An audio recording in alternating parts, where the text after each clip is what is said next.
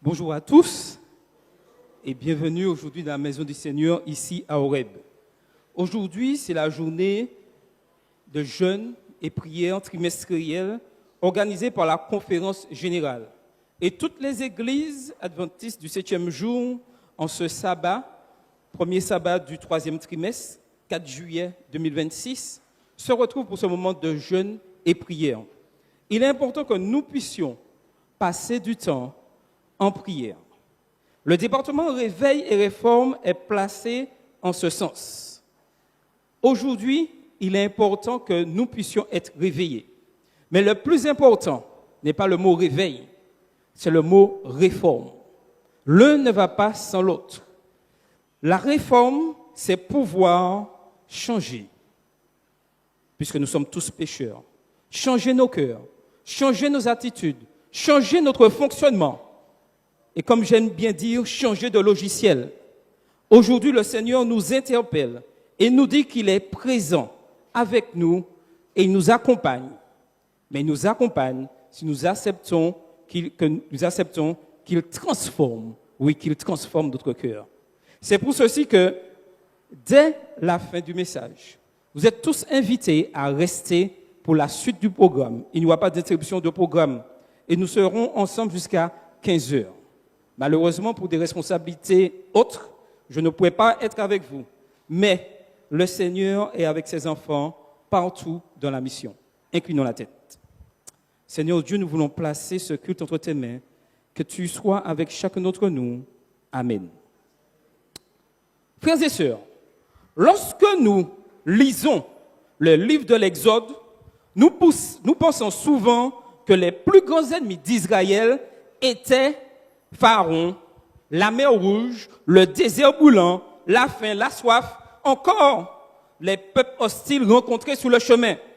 Pourtant, si nous regardons attentivement le récit biblique, nous découvrons que le plus grand danger n'était ni devant eux, ni autour d'eux, il était dans leur cœur. En réalité, le plus grand danger pour le peuple de Dieu n'était pas de traverser le désert. Le plus grand danger était de continuer sa route sans la présence de Dieu. Cette vérité dépasse largement l'histoire d'Israël. Elle touche chacun d'entre nous. Aujourd'hui, nous pouvons craindre les difficultés de la vie, les maladies, les crises économiques, les conflits familiaux, les persécutions ou l'incertitude de l'avenir. Pourtant, aucune de ces épreuves n'est aussi grave que de perdre la communion avec Dieu. On peut traverser le désert avec Dieu et être en sécurité. Mais on peut également vivre dans l'abondance et entouré de bénédictions matérielles, tout en étant spirituellement loin de lui. Depuis le jardin d'Éden, toute l'histoire de l'univers est marquée par un immense conflit. Souvent, nous le résumons comme une lutte entre le bien et le mal. C'est vrai, mais cette définition reste incomplète. Derrière ce conflit se cache une question beaucoup plus profonde, une question qui concerne chaque être humain. Peut-on être véritablement heureux sans Dieu? C'est la grande affirmation de Satan depuis le commencement. Au jardin d'Éden, le serpent ne commence pas par nier frontalement l'existence de Dieu. Non, il attaque plutôt son caractère et ses intentions. Il suggère à Ève que Dieu lui cache quelque chose de bon, qu'il limite sa liberté, qu'il l'empêche de réaliser pleinement son potentiel. Et nous lisons dans Genèse 3, verset 5, ce que Satan dit à Ève.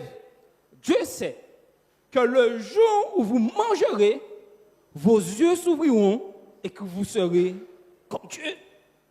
Autrement dit, vous n'avez pas besoin de dépendre de Dieu pour être heureux. C'est une blague, ça. Vous pouvez devenir votre propre maître. Vous pouvez décider vous-même de ce qui est bien ou mal. Vous pouvez construire votre bonheur sans Dieu. Voilà le mensonge originel. Depuis ce jour, Satan ne cesse de répéter le même discours sous des formes différentes.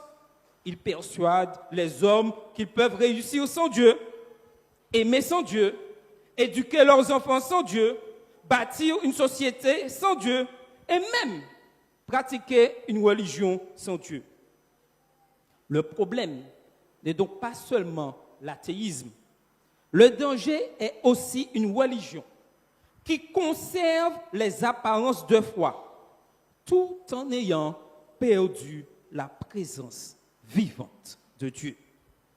C'est précisément ce qui arrive au pied du mont Sinaï.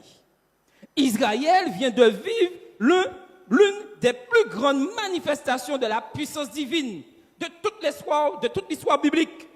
Le peuple a vu 10 plaies frapper l'Égypte, tandis que Dieu protégeait miraculeusement ses enfants. Il a traversé la mer Rouge sur un sol sec, pendant que les armées de Pharaon étaient englouties sous les eaux. Chaque matin, le peuple a découvert la manne tombée du ciel, rappel quotidien que Dieu prenait soin de chacun. Dans un désert aride où toute vie semblait impossible, Dieu a fait jaillir l'eau du rocher. Le peuple a été guidé jour après jour par la colonne de nuée et chaque nuit par la colonne de feu. Enfin, au Sinaï, la montagne tout entière, oui, cette montagne a tremblé sous la gloire de Dieu. Les éclairs, les tonnerres, le son de la trompette et la fumée rappelaient que le Créateur de l'univers était présent au milieu de son peuple. Jamais une génération n'avait reçu autant de preuves de la fidélité de Dieu. Et pourtant, quelques semaines seulement suffisent pour que ce même peuple façonne un veau d'or et proclame, dans Exode 32, verset 4, « Israël, voici ton Dieu qui t'a fait sortir d'Égypte. » Quelle tragédie! Comment un peuple, comment des hommes et des femmes qui ont vu tant de miracles peut-il tomber aussi rapidement dans l'idolâtrie? La réponse nous concerne tous. Le problème n'était pas l'absence de preuves. Le problème était le cœur humain. Le péché ne consiste pas seulement à désobéir à Dieu. Il consiste à vouloir remplacer Dieu par quelque chose que nous pouvons contrôler. Le veau d'or était révélateur. Le veau d'or était révélateur de l'état du cœur du peuple. Contrairement au Dieu invisible, il pouvait être vu, touché, transporté et utilisé sans les désirs du peuple. Israël préférait à ce moment-là un Dieu fabriqué par ses propres mains plutôt que le Dieu vivant qui voulait transformer son cœur. N'est-ce pas encore la tentation à notre époque? Nous ne fabriquons peut-être pas des statues en or, mais nous créons parfois des idoles, parfois vraiment plus discrètes. La réussite, l'argent, la technologie, les loisirs, le confort, la réputation ou même nos traditions religieuses. Tout ce qui prend la première place dans notre vie devient une idole lorsqu'il remplace Dieu. Et plus subtilement encore, nous pouvons être tentés de vouloir un Dieu qui approuve toujours nos choix, qui nous reprend jamais, qui ne nous demande aucun changement. Nous préférons souvent un Dieu qui nous rassure à un Dieu saint qui nous transforme. Or, le Dieu de la Bible ne se contente pas d'améliorer notre existence. Il veut recréer notre cœur. C'est pourquoi la déclaration de Dieu dans Exode 33 est si bouleversante. Au verset 3 du chapitre 33 d'Exode, « Je ne monterai pas au milieu de toi. » Cette parole tombe comme un coup de tonnerre. Dieu ne retire pas sa promesse de conduire Israël vers la terre promise. Il annonce même qu'un ange les accompagnera. Le peuple pourrait donc poursuivre son voyage, atteindre Canaan et recevoir les bénédictions promises. Mais il manquerait l'essentiel, le plus important, la présence de Dieu. Et soudain, Moïse comprend ce que le peuple ne mesure pas encore. Une terre promise sans Dieu n'est plus une véritable promesse. Des bénédictions sans Dieu deviennent vides. Une religion sans Dieu devient une illusion. Alors Moïse prononce l'une des belles prières de toute la Bible. Exode 33, verset 15. « Si ta présence ne marche pas elle-même avec nous, ne nous fais point partir d'ici. » Quelle extraordinaire profession de foi.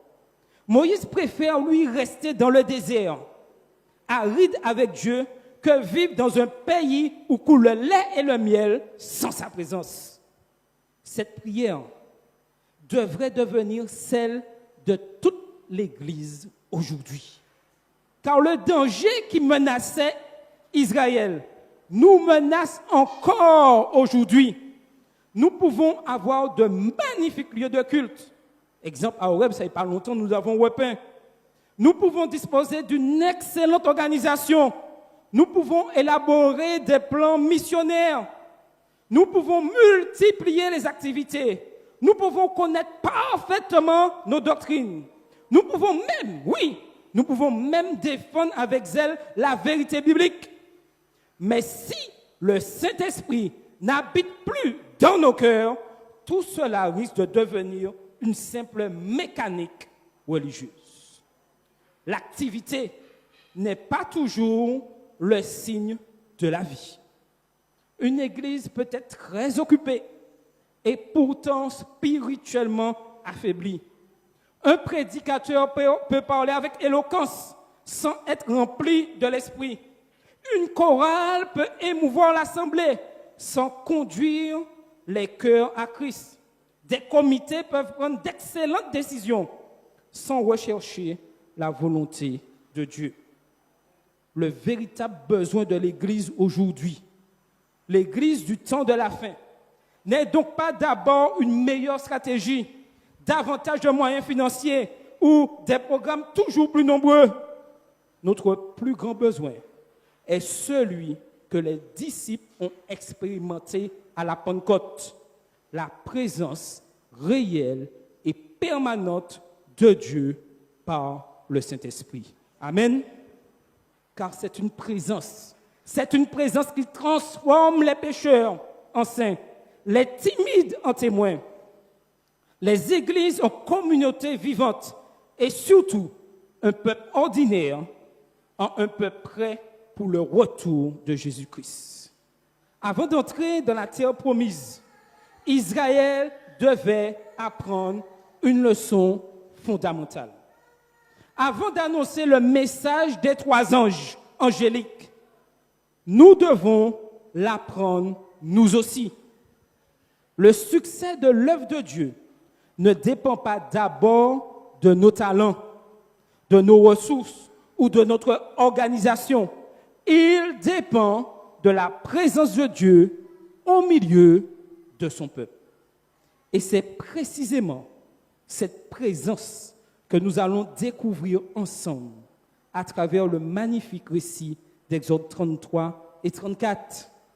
Lorsque le péché entre dans le monde, Adam et Ève se cachent. Mais Dieu fait quelque chose vraiment de bouleversant. Il vient lui-même chercher l'homme. Et il dit, Adam, où es-tu? Depuis ce jour, Dieu poursuit un seul objectif, ramener sa présence parmi son peuple.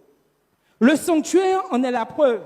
Dieu déclare, ils me feront un sanctuaire, Exode 25, verset 8, et j'habiterai au milieu d'eux. Le sanctuaire n'est pas d'abord un bâtiment. C'est le symbole, oui, le symbole du désir de Dieu d'habiter avec des pécheurs. Chaque membre annonce Jésus. Chaque sacrifice annonce la croix. Chaque prêtre annonce le grand prêtre. Chaque cérémonie annonce le salut. Le sanctuaire est l'évangile en image. La question que nous pouvons nous poser en ce matin, pourquoi Satan attaque-t-il constamment Dieu? Pourquoi? Parce que s'il détruit notre confiance dans le caractère de Dieu, il détruit notre relation. Voilà le but de Satan. Exode 34 devient alors l'un des textes les plus importants de toute la Bible. Dieu proclame lui-même son identité. L'Éternel, Dieu miséricordieux, compatissant, lent à la colère, riche en bonté et en fidélité. Remarquez une chose importante, que Dieu ne commence pas par parler de sa puissance, non. Il parle de son caractère. Pourquoi? Parce que le véritable enjeu de la grande controverse n'est pas la puissance de Dieu. Personne ne peut rivaliser avec lui, personne. Le véritable enjeu est cette question. Peut-on lui faire confiance? À la croix, Jésus répond définitivement. Le Dieu que Satan présente comme sévère accepte de mourir pour sauver ses créatures. La croix révèle que Dieu est exactement ce qu'il déclare être dans Exode 34. Miséricordieux, compatissant, patient, plein d'amour.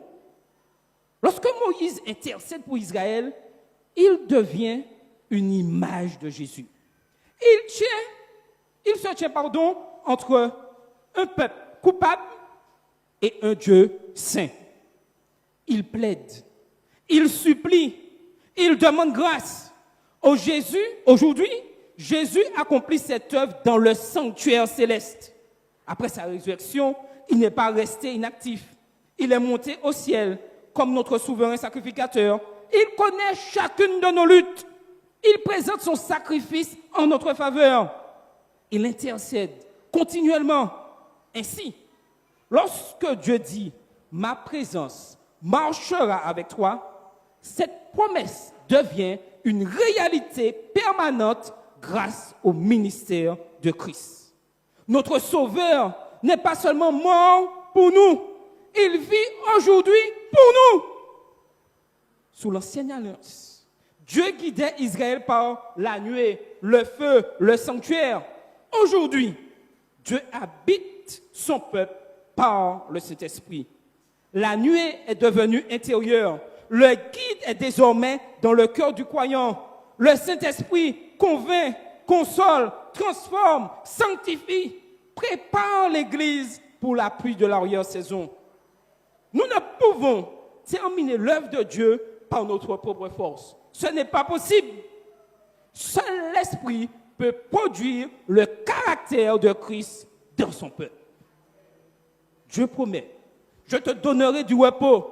Ce repos dépasse largement le repos physique. Il s'agit du repos du salut. Nous cessons de chercher à nous sauver nous-mêmes. Nous nous reposons dans l'œuvre parfaite de Jésus. Chaque semaine, le sabbat rappelle cette réalité. Le sabbat célèbre la création, célèbre la rédemption, célèbre la sanctification, célèbre la confiance dans le Créateur. Il rappelle que notre sécurité ne dépend pas de nos œuvres, mais de la présence fidèle de Dieu. Ainsi, lorsque nous accueillons le sabbat, nous répondons en quelque sorte à la prière de Moïse.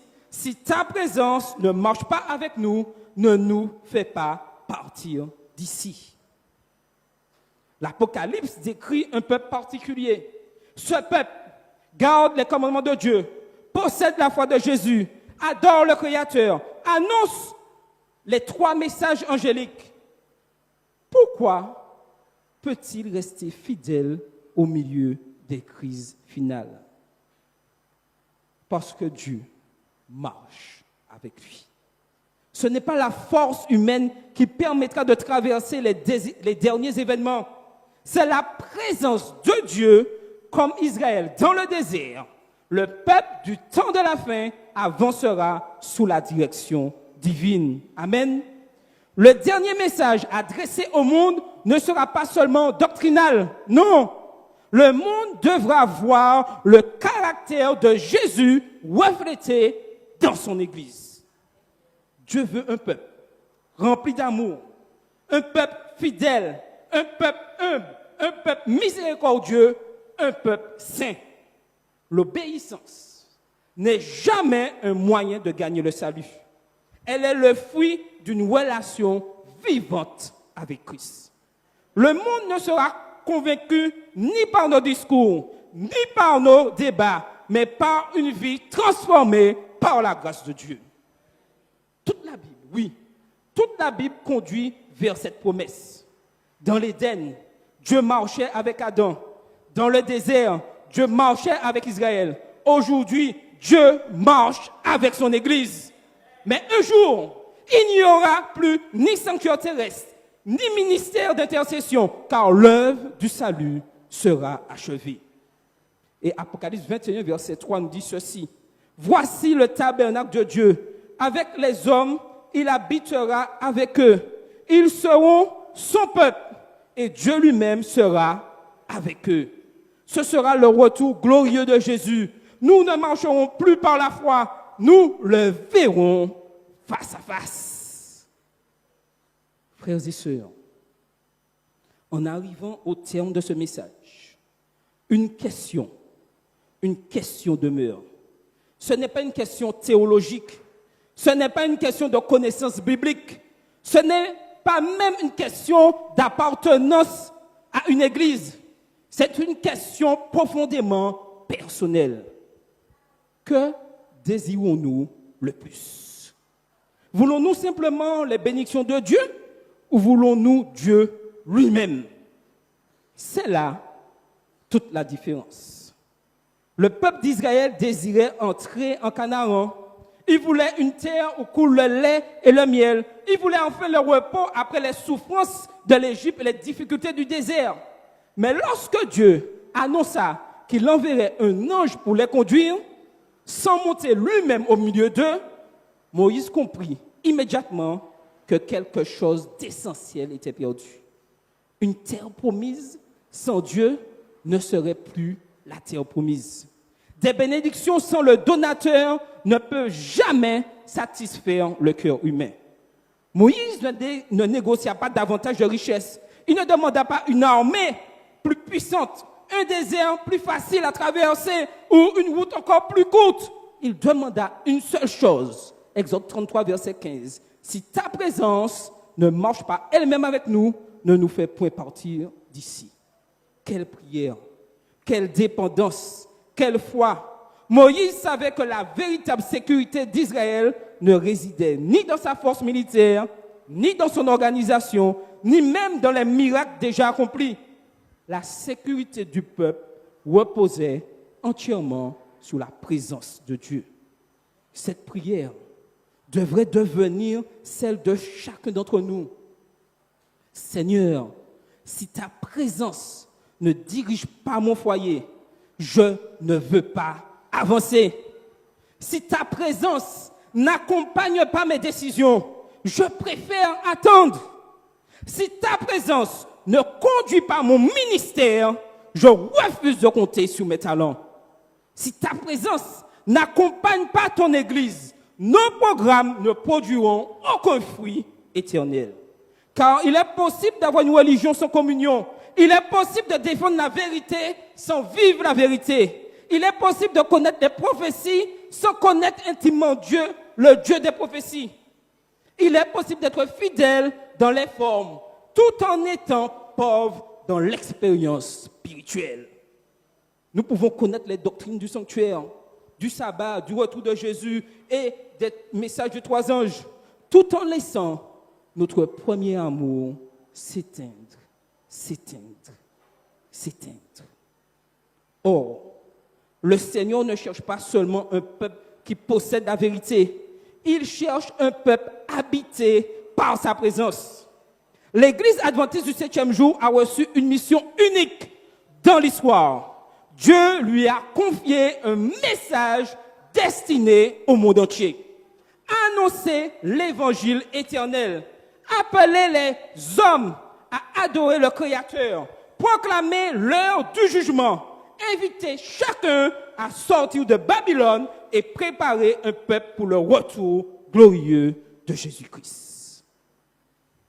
Mais n'oublions jamais ceci.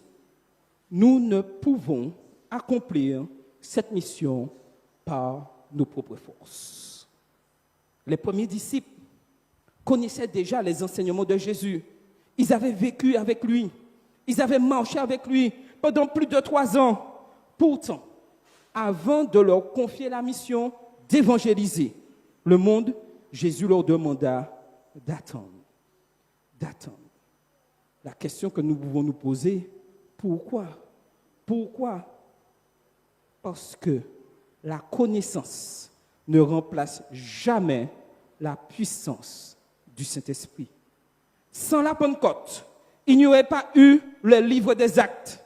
De la même manière, sans l'effusion du Saint-Esprit, l'œuvre finale ne pourra jamais, au grand jamais, s'achever.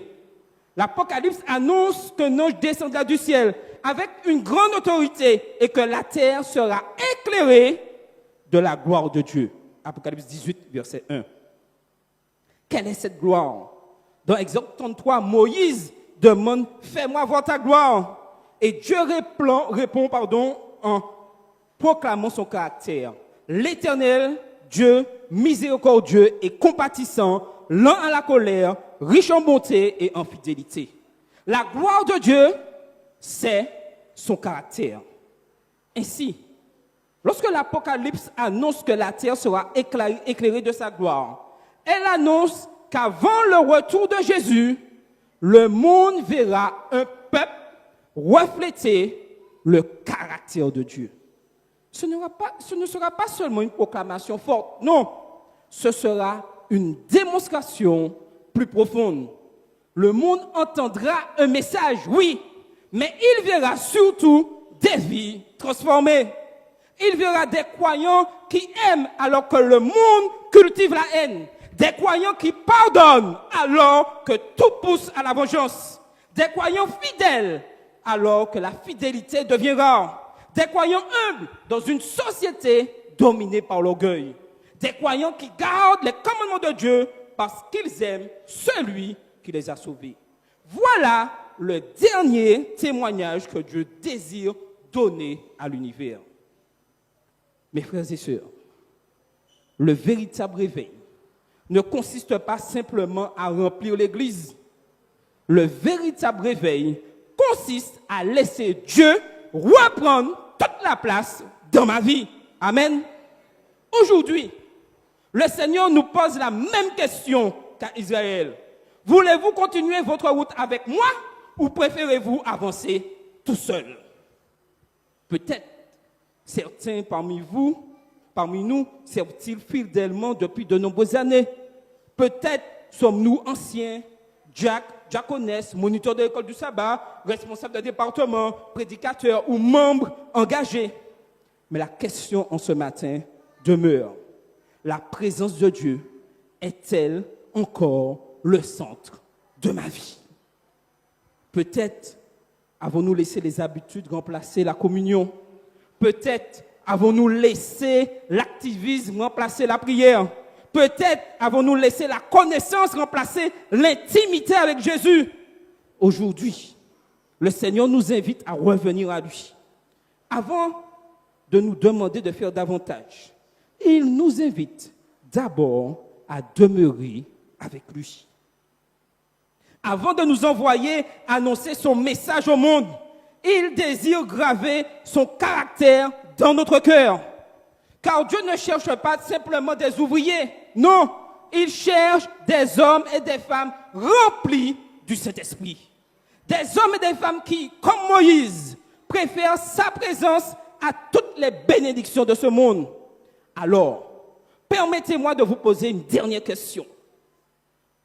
Si Dieu vous disait aujourd'hui, je te donnerai la réussite, je te donnerai la santé, je te donnerai la sécurité, je te donnerai la prospérité, je te donnerai même une longue vie, mais ma présence ne t'accompagnera pas.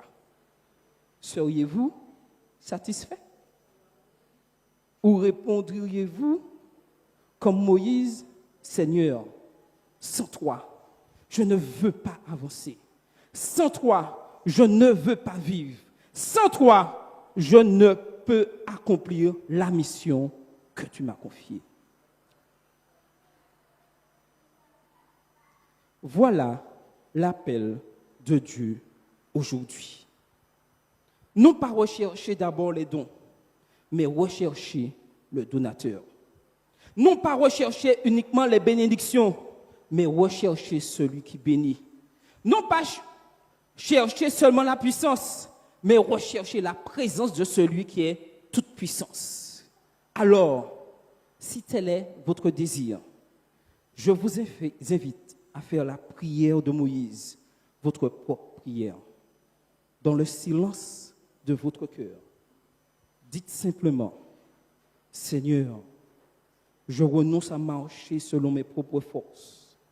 Je choisis de dépendre entièrement de toi. Fais de moi une demeure de ton esprit. Forme en moi le caractère de Jésus. Prépare-moi à traverser les derniers événements de l'histoire de ce monde.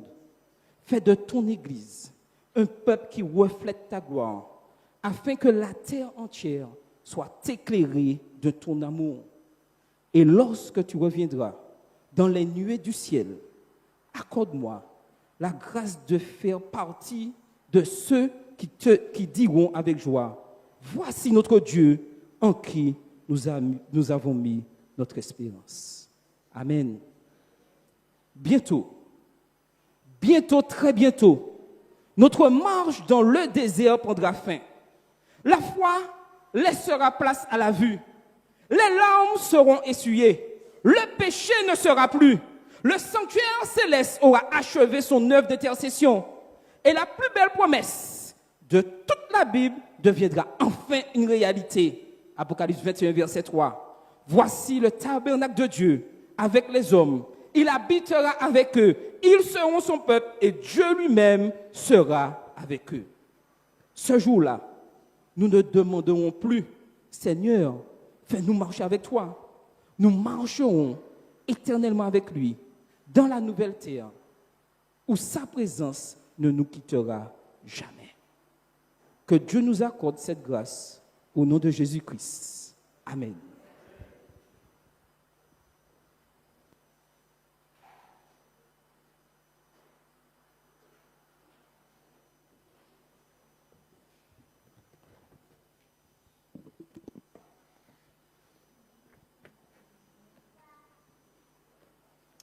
Je vais vous inviter à ouvrir nos cantiques au numéro 368 de notre hymne et l'orange et nous entonnerons les strophes 1 et 4. Mon Dieu plus près de toi, dans le désert, j'ai vu plus près de toi ton ciel ouvert. Levons-nous. Numéro 368 de notre hymne et l'orange. Mon Dieu plus près de toi. Première et quatrième strophe.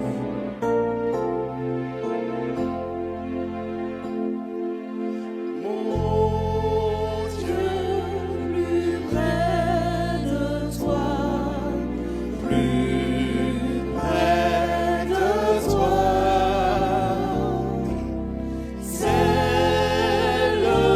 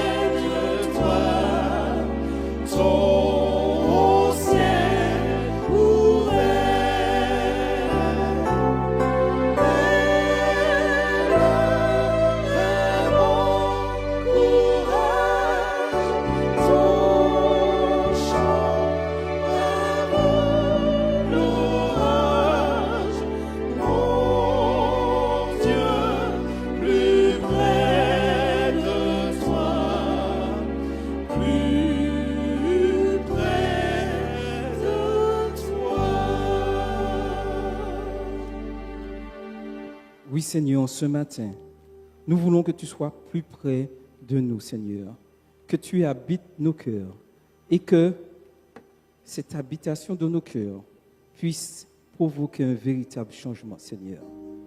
Un changement visuel, un changement effectif.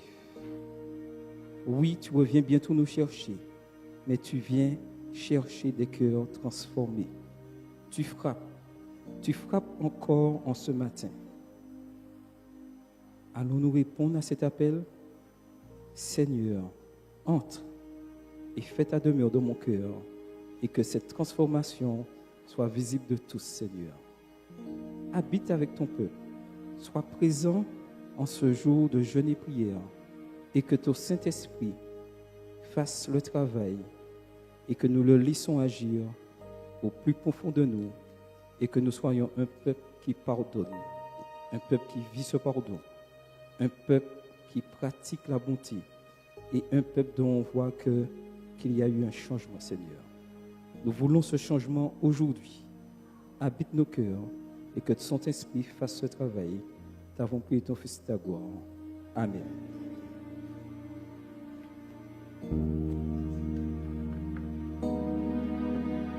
Dieu te bénit et te garde. Nous allons faire le chant de bénédiction et nous allons enchaîner tout de suite sur notre moment de jeûne et prière.